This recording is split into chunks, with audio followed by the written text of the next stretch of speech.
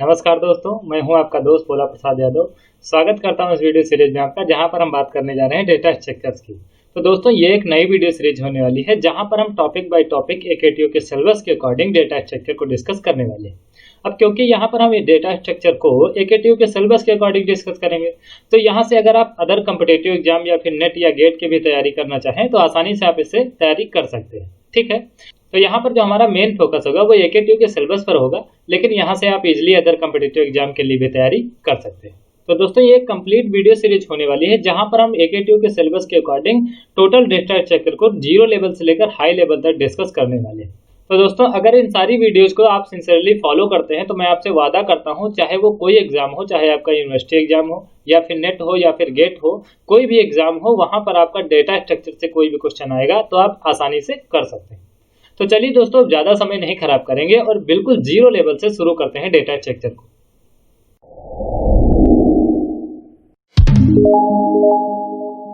तो चलिए दोस्तों, सबसे पहले यहाँ पर देखते हैं डेटा क्या होता है। क्योंकि आपके सब्जेक्ट का नाम है डेटा स्ट्रक्चर, तो सबसे पहले बात करेंगे डेटा क्या होता है, उसके बाद में बात करेंगे डेटा स्ट्रक्चर की। ठीक है, तो देखिए, जब भी आपके घर में कोई नया व्यक्ति आता है, ठीक है, मान लीजिए अनजान कोई व्यक्ति आपके घर में आ गया, तो सबसे पहले उससे आप क्या पूछते हैं? सबसे पहले आप उससे पूछते हैं आपका नाम क्या है। तो यहाँ पर देखिए एक टर्म आया है डेटा। ठीक है, ये डेटा टर्म आया है क्योंकि ये एक नया सब्जेक्ट है, तो यहाँ पर एक समझ लीजिए आपको नई चीज मिली। ठीक है, तो ये नई चीज मिली तो आप पूछेंगे ये डेटा क्या है। ठीक है, तो डेटा से पूछेंगे आपका नाम क्या है, तो नाम तो पता चल गया डेटा है। उसके बाद में आप पूछेंगे क्या? पता। ठीक है, पता पूछेंगे कि आप आए कहाँ से। ठीक है, तो देखिए पहला पॉइंट मैंने मेंशन किया है, the term data comes from its singular form datum. ठीक है, तो ये जो डेटा शब्द आया है ये डेटम वर्ड से डिराइव किया गया है, और डेटम वर्ड जो है वो सिंगुलर फॉर्म है। ठीक है, ये जो आपका डेटम वर्ड है ये सिंगुलर फॉर्म है, और डेटा जो वर्ड है इसका प्लूरल फॉर्म है। तो डेटा ने हमें बताया कि भैया हम डेटम वर्ड से डिराइव किए गए हैं, और डेटम जो हमारा सिंगुलर फॉर्म है। ठीक है, और इसका मतलब क्या होता है? अब हम लोग पूछेंगे कि डेटम का मतलब क्या होता है, क्योंकि डेटा तो हमने जान लिया, डेटा ने बताया कि हम डेटम से डिराइव हुए हैं। अब पता करेंगे कि डेटम क्या होता है। तो डेटम का मतलब होता है विच मीन्स फैक्ट। तो डेटम का मतलब होता है फैक्ट। वो फैक्ट किसी के बारे में भी हो सकता है।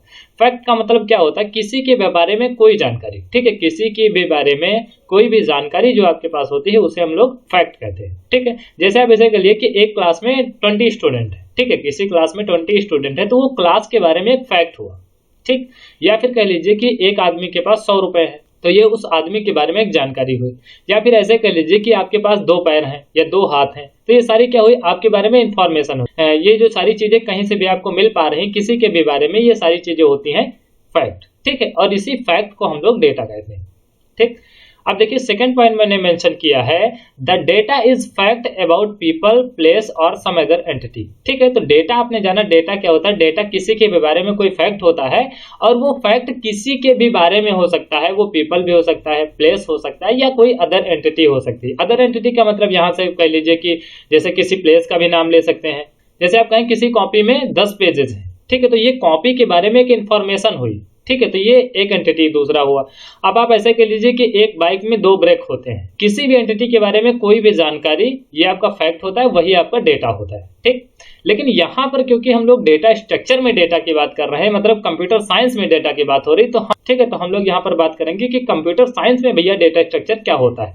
तो देखिए तीसरा पॉइंट मैंने मेंशन किया है, in computer science data is simply the value assign to a variable. मतलब कंप्यूटर साइंस में डेटा क्या होता है?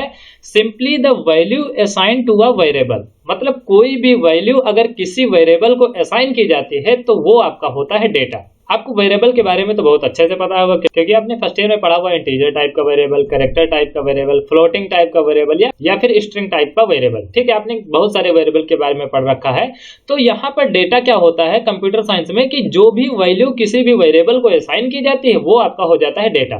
जैसे यहाँ पर देखिए, यहाँ नेम एक वेरिएबल है जिसमें राम स्ट्रिंग को असाइन किया गया है। ठीक है, तो यहाँ पर देखिए नेम एक वेरिएबल है, इसका टाइप क्या है? इसका टाइप है स्ट्रिंग। ठीक है, नेम का टाइप स्ट्रिंग होगा।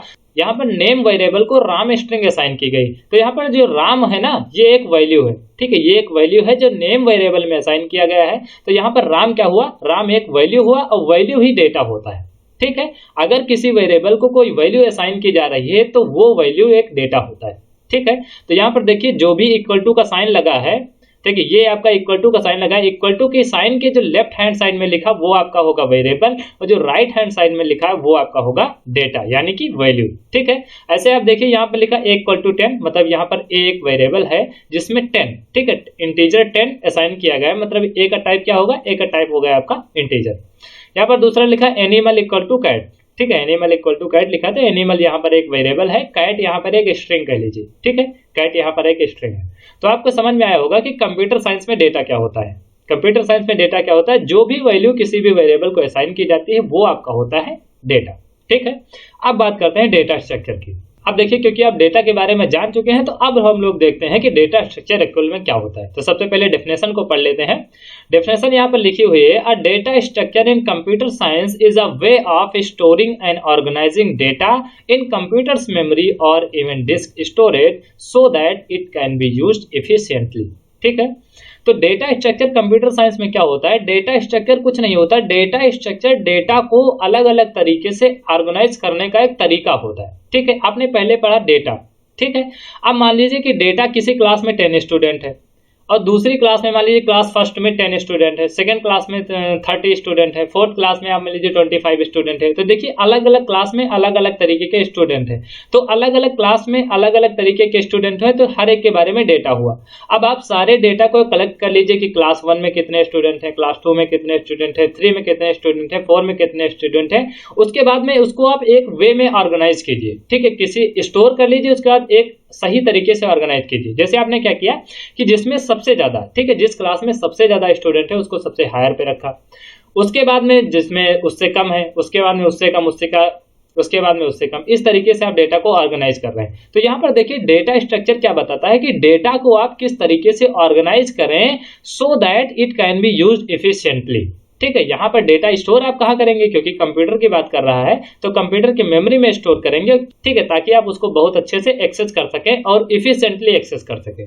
ठीक है, देखिए इसको मैं आपको रियल लाइफ एग्जांपल से समझाता हूं। मान लीजिए कि आपके मोबाइल में बहुत सारे कॉन्टैक्ट सेव हैं, ठीक है, आपके मोबाइल में बहुत सारे कॉन्टैक्ट सेव होते हैं। अब देखिए उसमें एक अरेंजमेंट होता है, सारे जितने भी कॉन्टैक्ट होते हैं वो अल्फाबेटिकल ऑर्डर में अरेंज होते हैं। अगर वो अल्फाबेटिकल ऑर्डर में अरेंज ना हो तो देखिए उनको एक्सेस करना, उनको मतलब कि उनमें कोई भी पर्टिकुलर पर्सन का नंबर ढूंढना बड़ा ही मुश्किल हो जाएगा। ठीक है, अब मान लीजिए रैंडमली किसी भी ऑर्डर में अगर सबके नेम सेव हो तो आप क्या उसमें कोई पर्टिकुलर नेम ढूंढ सकते हैं? आसानी से नहीं ढूंढ सकते, क्योंकि वहां पर आपको सारे के सारे कॉन्टैक्ट देखने होंगे, सारे के सारे कॉन्टैक्ट देखने होंगे और पता चला सारे कॉन्टैक्ट देखने के बाद आपको सबसे लास्ट में वो कॉन्टैक्ट मिलता है। ठीक है, और अगर यहाँ पर अल्फाबेटिकली डेटा को अरेंज किया जाता है, आपने देखा होगा कि आपके मोबाइल में जो कॉन्टैक्ट्स होते हैं वो अल्फाबेटिकली अरेंज किए जाते हैं। यहाँ पर मान लीजिए कि आपका श्याम नाम का कोई फ्रेंड है, उसका आप नंबर ढूंढना चाहते हैं, उसका उस कॉन्टैक्ट को आप ढूंढना चाहते हैं, तो आप क्या करेंगे, ढूंढते ढूंढते जाएंगे जहां पर एस अल्फाबेट वाले नंबर सेव है वहां पर आप श्याम को ढूंढेंगे। अब बताइए अगर यहाँ पर अल्फाबेटिकल ऑर्डर में डेटा ना सेव होता, आपके कॉन्टैक्ट अल्फाबेटिकल ऑर्डर में ना होते,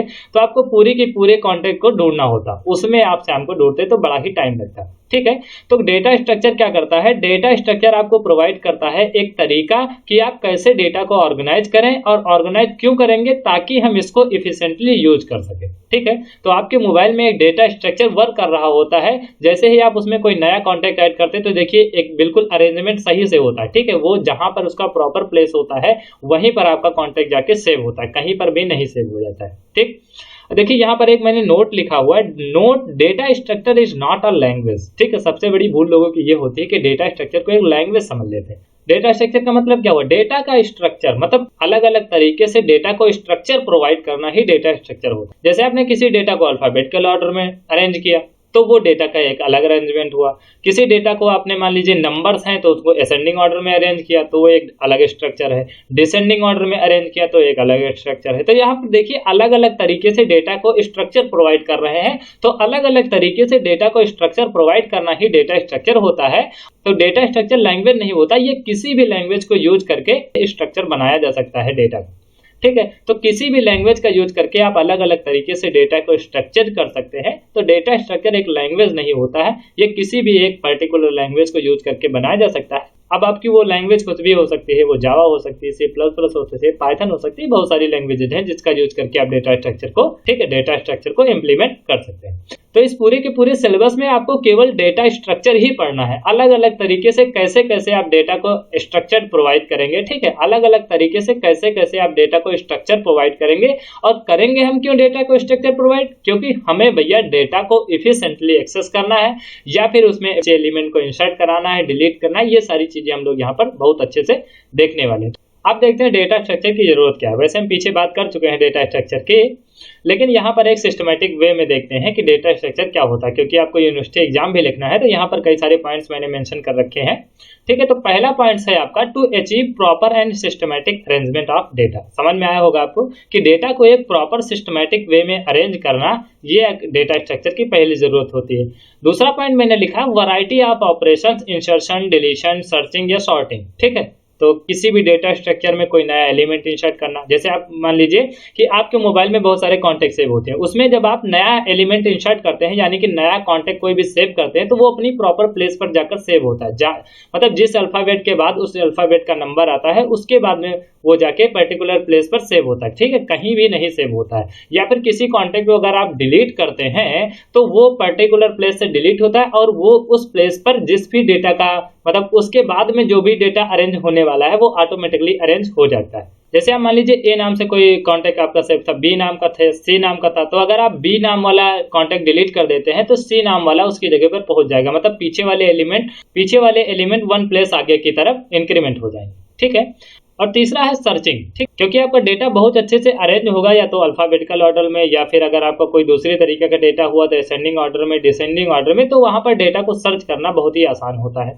चौथा यहाँ पर सॉर्टिंग, ठीक है, डेटा स्ट्रक्चर का यूज करके आप किसी भी पर्टिकुलर डेटा को सॉर्ट भी कर सकते हैं। एक बार इस पॉइंट को दोबारा पढ़ते हैं। Variety of operation, insertion, deletion, searching, sorting can be perform using a few resources as possible.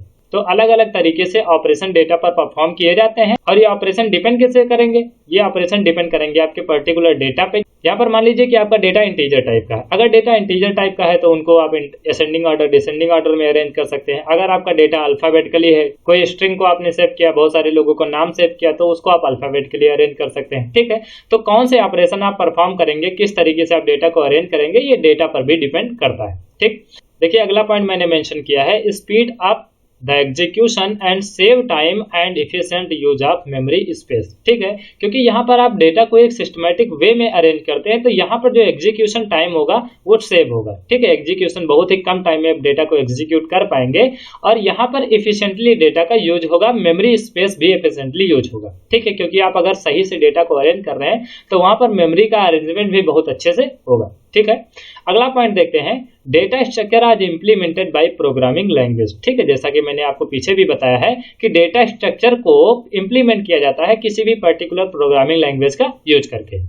आगे लिखा हुआ है by the data types and the references and operation provide by the particular language, ठीक है। तो डेटा रेफरेंसेज मतलब कि आपके जो इंटीजर, कैरेक्टर, इन सभी डेटा का यूज करके आप डेटा स्ट्रक्चर को इंप्लीमेंट कर सकते हैं and operation provided by the particular language. और बहुत सारे ऑपरेशन आप परफॉर्म कर सकते हैं और ये ऑपरेशन पर्टिकुलर लैंग्वेज पर भी डिपेंड करते हैं क्योंकि यहाँ पर पर्टिकुलर लैंग्वेज ही आपको बताएगी कि कौन सा ऑपरेशन किस डेटा पर आप परफॉर्म कर सकते हैं, ठीक है। तो यहाँ पर हम लोग क्या करते हैं, बहुत सारी लैंग्वेजेस का यूज करके डेटा स्ट्रक्चर को, डेटा को एक स्ट्रक्चर प्रोवाइड करते हैं और उस पर अलग अलग तरीके से ऑपरेशन परफॉर्म करते हैं और ये पर्टिकुलर ऑपरेशन डेटा या फिर डेटा के ऊपर भी डिपेंड करते हैं और यहाँ से पर्टिकुलर लैंग्वेज के ऊपर भी ये ऑपरेशन डिपेंड करते हैं।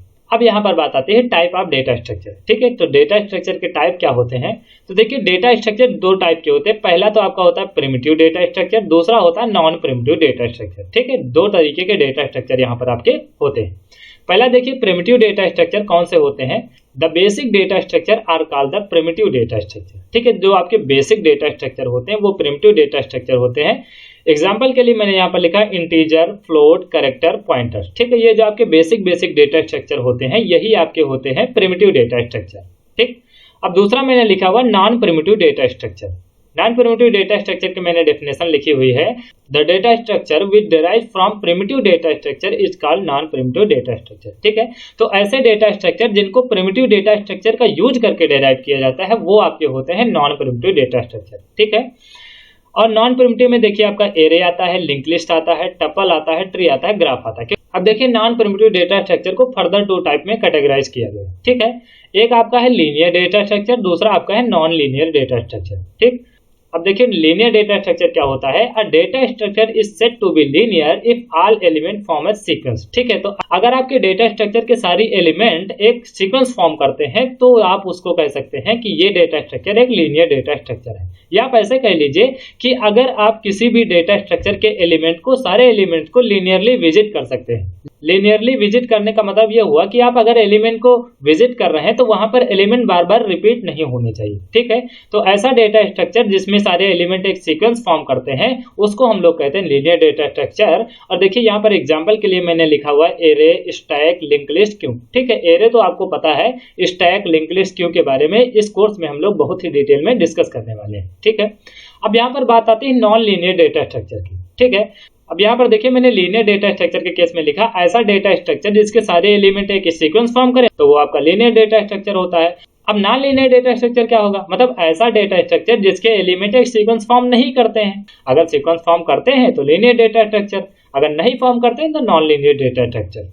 यहाँ पर एग्जाम्पल के लिए मैंने लिखा ट्री और ग्राफ को, ठीक है। और भी कुछ नॉन लीनियर डेटा स्ट्रक्चर होते हैं जिसको हम लोग इस कोर्स में डिस्कस करने वाले हैं। क्योंकि आपके सब्जेक्ट का नाम है डेटा स्ट्रक्चर, यहाँ पर सारा का सारा खेल होगा डेटा को एक स्ट्रक्चर प्रोवाइड करना। तो अलग अलग तरीके से डेटा को स्ट्रक्चर किया जा रहा है, तो इसीलिए इस सब्जेक्ट का नाम है डेटा स्ट्रक्चर, ठीक है। आगे देखते हैं।